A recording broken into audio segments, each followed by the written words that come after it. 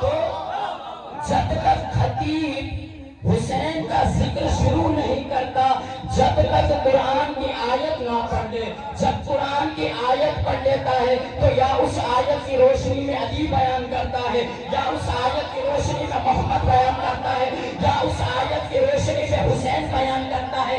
ہم بھی قرآن بیان کر کے، قرآن پڑھ کے مسلمانوں کو یہ پیغام دینا چاہتے ہیں۔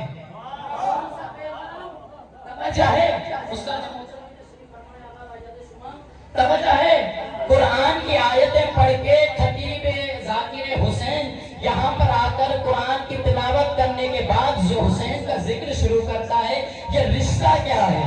حسین اور قرآن کا رشتہ کیا ہے؟ ہم رشتہ یہ بتانا چاہتے ہیں، جملے پہ توجہ رکھیے گا ورنہ مجھے دکھ ہوگا۔ رشتہ یہ ہے کہ کل جب یزید نے کہا تھا کہ اہل بیت کا قرآن سے کوئی تعلق نہیں ہے، ان پر کوئی وحی نازل نہیں ہوتی، یہ محمد وال محمد نے گوند رچایا ہوا ہے۔ امام حسین کے کٹے ہوئے سر نے روکے نیزہ پر قرآن میں تلاوت کر کے بتایا، اے یزید، اگر ہمارا تعلق قرآن سے نہ ہوتا تو یہ کٹا ہوا سر کبھی بھی قرآن کی تلاوت نہ کرتا۔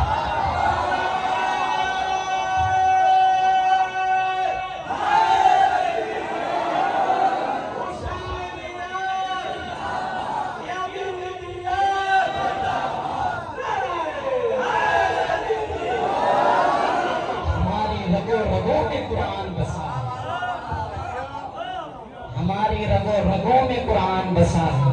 جملہ کہنے کی اجازت ہے، اے ملیوں، اب اپنے خطبے میں کبھی یہ نہ کہنا کہ یہ شیعہ باہر آتے ہیں، ماتم کرتے ہیں، مجلسیں پڑھتے ہیں، اس سے اچھا ہے کہ وہ مسجد میں جائیں، سفید لباس پہن لے، ٹوپی پہن لے، نمازیں پڑھیں، قرآن پڑھیں اور کربلا والوں کو ہدیہ کریں۔ ارے قرآن اس کو ہدیہ کیا جاتا ہے جو مرا ہو۔ حسین نے روکے نیزہ پر تلاوت کر کے بتایا، میں حسین کل بھی زندہ تھا، آج بھی زندہ ہوں۔ یہ قرآن جا کے اپنے باپ کو ہدیہ کرے، مجھے نہیں۔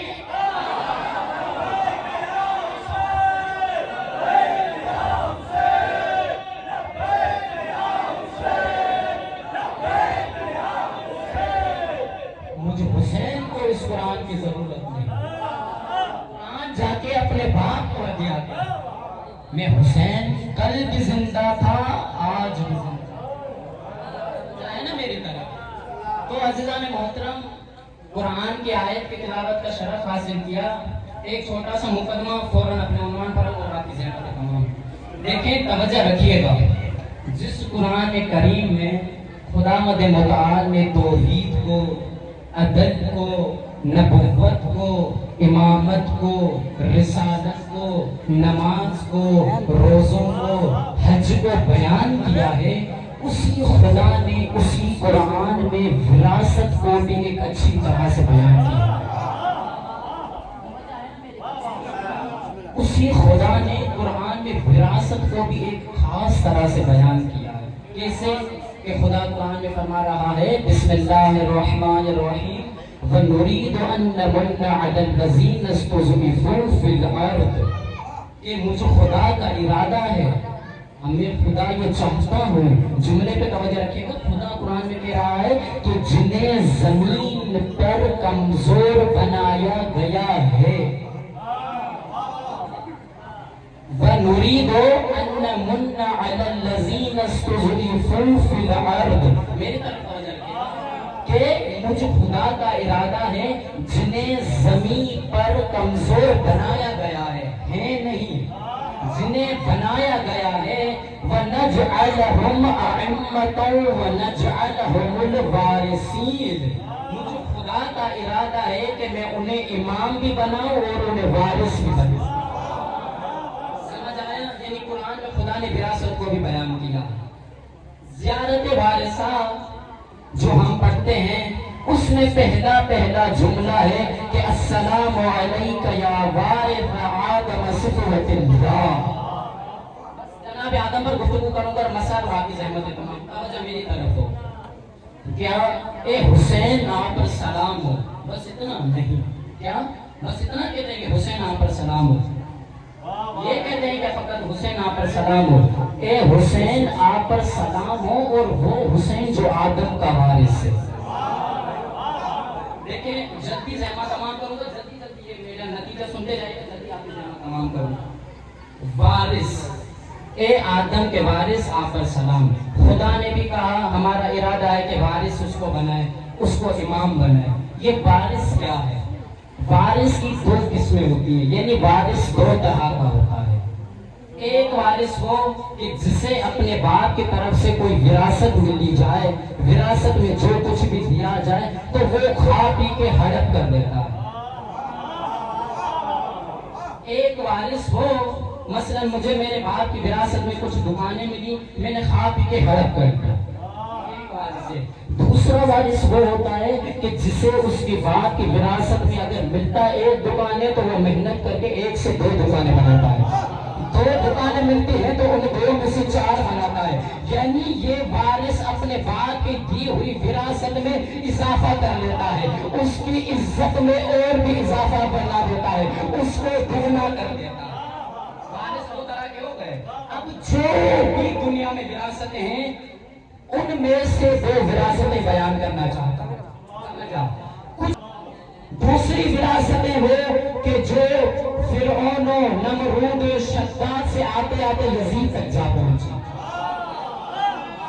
سمجھیے گا صحیح، دو وراثتیں آپ کے سامنے بیان کی، کچھ جو نبیوں سے آتے آتے حسین تک جا پہنچی، کچھ جو فرعون و نمرود و شداد سے آتے آتے یزید تک جا پہنچی۔ ہم نے وارثوں کی دو قسمیں کی، ایک اچھا وارث جو کھا پی کے ہڑپ کر لے، ایک وہ وارث جو اس میں اس کو دگنا کر دے، اس کی عزت میں اور بھی اضافہ کر دے۔ صحیح مقدمہ سمجھے نا؟ اب پتا چلے حسین کون سا وارث ہے اور یزید کیسا وارث ہے۔ وراثت کی ہم نے دو قسمیں کی نا، حسین کیسا وارث ہے، یزید کیسا وارث ہے۔ ایک مرتبہ سلوات پڑھیں توجہ میری طرف رکھیے گا، سید بزرگوار کے آ گئے، میں زیادہ زحمت نہیں دوں گا ان کو۔ تو یزید بھی وارث ہے، حسین بھی وارث ہے۔ کیسے پتا چلے یزید کیسا وارث ہے اور حسین کیسا وارث ہے؟ حسین کیسا وارث ہے یہ آپ کو خود پتا چل جائے گا یزید کی وراثت۔ یزید کو جو وراثت میں جو کچھ بھی ملا، یزید نے سوچا مجھے جو وراثت میں کچھ دیا گیا ہے میں نے اس وراثت کو دگنا کر دیا، یعنی میں نے اپنا ملک بنا لیا، میں نے اپنی حکومت سنبھال لی، میں نے اپنا تخت، اپنا منبر جو مجھے وراثت میں ملا تھا اس کو میں نے عزت بخش دی، کہ میں نے اس منبر کو عزت بخش دی، جو مجھے وراثت دی گئی اسے میں نے دگنا کر دیا، اس کی عزت میں اور بھی اضافہ ہو گیا۔ مگر یہ پتہ تب چلا جب یزید کا بیٹا معاویہ منبر پر آیا۔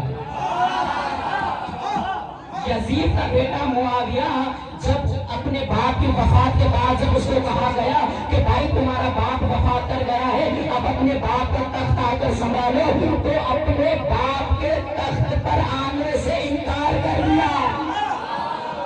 اب کبھی نہ کہنا کہ حسین نے کربلا میں جنگ تخت کے لیے کی تھی، ارے جو تخت یزید کا بیٹا قبول نہیں کر رہا، حسین کو اس تخت کی کیا ضرورت ہے؟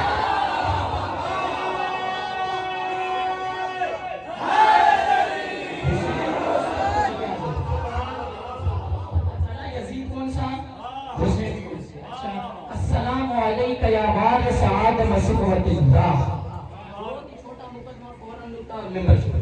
جناب آدم پہلے انسان ہیں، ہم سب کے باپ ہیں، خدا کے پہلے بھیجے کئی روئے عرض پر ہادی ہیں۔ جب خدا نے انہیں بنایا اور حکم دیا کہ جب میں اس میں روح پھونکوں تو سجدے میں گر جائیے گا، بنانے جا رہا ہے، پورا واقعہ ہے قرآن میں۔ فرشتوں نے اعتراض کیا، لفظ اعتراض کیا، فرشتوں نے کہا اے خدایا تو اس کو خلق کرنے جا رہا ہے جو زمین پر آ کے قتل و غارت کرے گا۔ یہ خدایا تو اس کو خلق کرنے جا رہا ہے جو زمین پہ آ کے قتل و غارت کرے گا، آیا ہم تیری تقدیس و حمد و ثنا کے لیے کافی نہیں ہے؟ خدا نے کہا انی اعلم ما لا تعلمون، کہ جو میں جانتا ہوں وہ تم نہیں جانتے۔ فرشتے خاموش ہو گئے، کہا خدایا جو تم کہو۔ اچھا فرشتے مان گئے. جب روح پھونکی تو شیطان نے کہا اے خدایا میں اس کو سجدہ نہیں کروں گا. آنے لگا ہے خدایا میں اس کو سجدہ نہیں کروں گا. کیوں نہیں کرے گے؟ کیونکہ خدایا تو نے اس کو مٹی سے بنایا ہے. تو نے اس کو مٹی سے بنایا ہے. تو نے اس کو مٹی سے بنایا ہے اور مجھے آگ سے بنایا ہے. مٹی سے آگ افضل ہوتی ہے اس لیے میں آدم کو سجدہ نہیں کروں گا. خدا نے کہا اگر آدم کو سجدہ نہیں کرے گا تو نکل جا میری بارگاہ سے. اب آدم کو بنانا تھا. آدم کو بنایا گیا مٹی سے. فرشتوں نے بھی اعتراض کیا, شیطان نے بھی اعتراض کیا. فرشتوں نے کیا اعتراض کیا؟ خدایا تو مٹی سے اس کو بنانے جا رہا ہے جو زمین پر آتے قتل و غارت کرے گا. شیطان نے اعتراض کیا کہ خدایا تو نے آدم کو مٹی سے بنایا ہے اور مجھے آگ سے بنایا ہے اس لیے میں سجدہ نہیں کروں گا. ارے جملہ سماعتوں کی نظر کر رہا ہے وہ آدم کہ جسے مٹی سے بنایا گیا اور ہم نے کہا السلام علیکم یا وارث آدم صفوت اللہ, اے آدم کے وارث حسین پر سلام. اور ہم نے وراثتوں کی جو قسمیں کی اچھا وارث وہ ہوتا ہے جو اس کی جو جسے چیز دی جائے اس چیز کی عزت میں بڑائی کر لے, اسے دگنا کر لے, اس کو افضل بنا لے. اب آدم کو بنایا گیا مٹی سے. جب مٹی سے بنایا گیا شیطان نے کہا میں سجدہ نہیں کروں گا کیونکہ اس کو مٹی سے بنایا گیا ہے مجھے ہاتھ سے. وہ شیطان جو خدا کی مخالفت کرتے ہوئے آدم کو سجدہ نہیں کر رہا.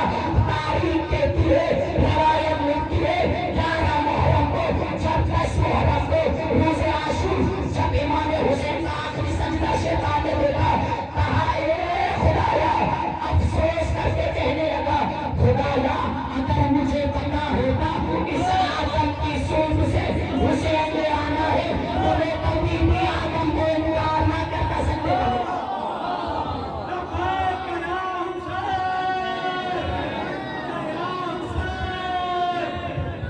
جملہ پہنچا اے خدایا اگر مجھے پتا ہوتا کہ آدم کی سنت سے یہ حسین آنا ہے تو میں کبھی بھی آدم کو سجدہ کرنے سے انکار نہ کرتا. جملہ سماعتوں کی نظر کر رہا ہوں.